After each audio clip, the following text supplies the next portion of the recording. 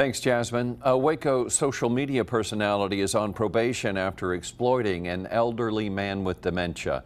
24-year-old Akylon Benson was sentenced today after pleading guilty in November to exploitation of an elderly person. He's accused of recording a live feed in December of 2022 showing him taking a 73-year-old man to an ATM to withdraw cash. Police say Benson also withheld the man's medication. A judge placed Benson on 3 years deferred probation, and prosecutors dismissed an unlawful restraint charge as part of the plea bargain. Conditions include staying off social media, staying away from elderly individuals, and spending 12 weekends in jail. He was also fined $3,000.